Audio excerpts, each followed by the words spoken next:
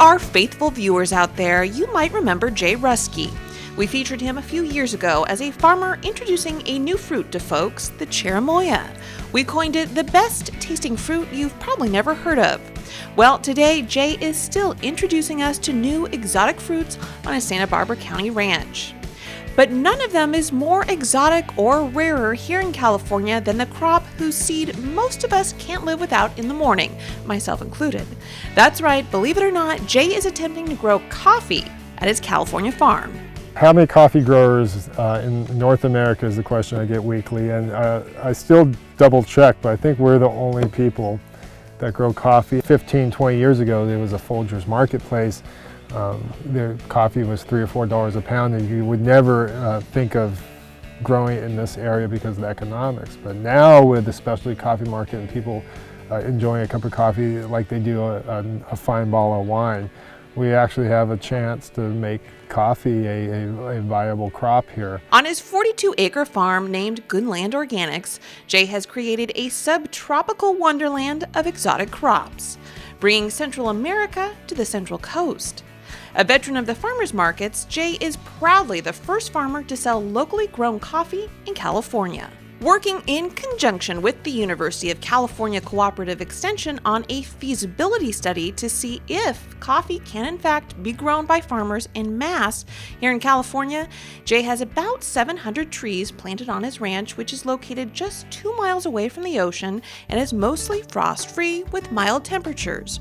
Or in other words, the perfect place to try and grow a subtropical crop like coffee in California. Jay's coffee experiment goes from seedlings to servings here in his greenhouse, where he has several varieties going at any one time.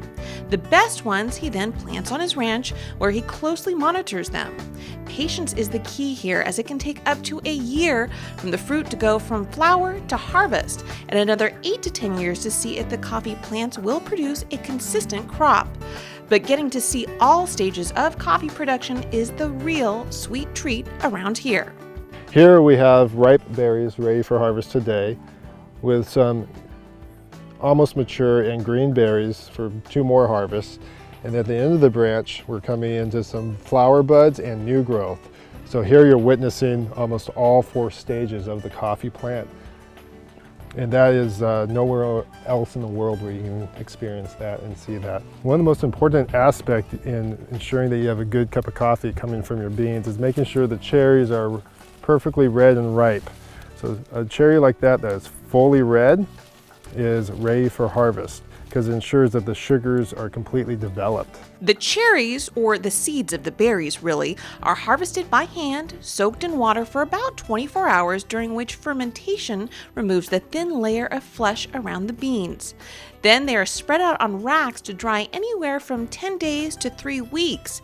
And then a thin layer called parchment is ground off the seed or bean, which is then roasted. All of which I got an up-close look at, and of course, taste too. So this is the best part, right? Getting to taste the coffee. Yeah, this kind of concludes our experience of the life cycle of the coffee here. Let's taste. Would you like a little cup? Oh, you don't have to ask me twice. All right, there we go. How many cups of coffee do you have a day? Oh, I have probably 3. I have 2 in the morning, and then I have my siesta coffee after lunch to get me through the rest of the day. So it's like constantly flowing through you. Gotta taste it, right? You're well, first you smell it. Oh, okay. I was gonna ask. Yeah, yes. What's the proper etiquette for? Well, I'm more of a farmer, but I'm beginning to learn the proper etiquette for drinking the coffee there. But absolutely want to smell it. Oh, you do? Okay. Mm-hmm. And then take a light sip. Oh. And make sure that it goes around your palate so you can get all the different flavors. That tastes like coffee. California coffee. California coffee. This is pretty cool, Jay. Thank you. Mm-hmm. But I'm not the only one that gets a farm-fresh cup of homegrown coffee. Jay has begun hosting tours on his ranch to get the word out about his new crop. The 3-hour adventure involves a cup of coffee, of course, hiking, fruit picking, fruit tasting, fun, and a whole lot of education about what it takes to grow coffee in California. What I want to get out of today's tour is to improve your relationship with your cup of coffee.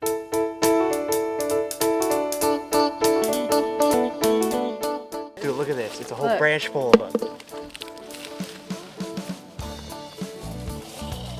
See, we harvested 10.3 pounds, all of us together, of cherries. That will probably turn out to be about a pound of coffee.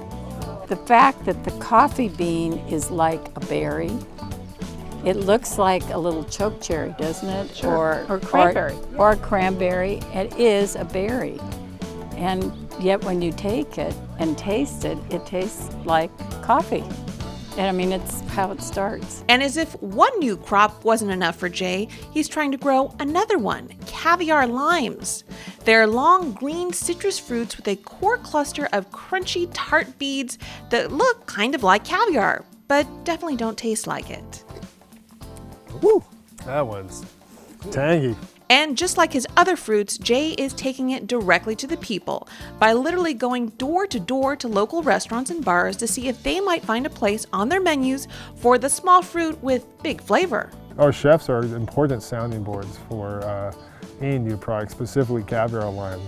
And it's fun to introduce the caviar lime to a chef and open it up and their eyes get big and you can just see their brain working and they have 3 or 4 dishes by the time you're talking to them. As soon as I knew what they were, I was like, these are perfect for oysters, and since I serve oysters here, it was only natural to bring them on board. All right, Jay, here you go. Enjoy the fruits of your labor.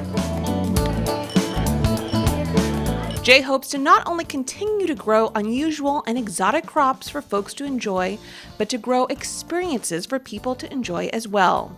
By reconnecting them to their food, he hopes to build a community by making local food and local agriculture exciting again, while also perking up our interest in a new California crop. I think it's a great opportunity for anyone to come up here and really get the full experience and respect the bean. You know, it's not just about going to Starbucks and getting that cup of coffee. It's about really enjoying it and like wine and enjoying that full flavor of it. People leave our farm with a whole new relationship with their cup of coffee, and that's wonderful.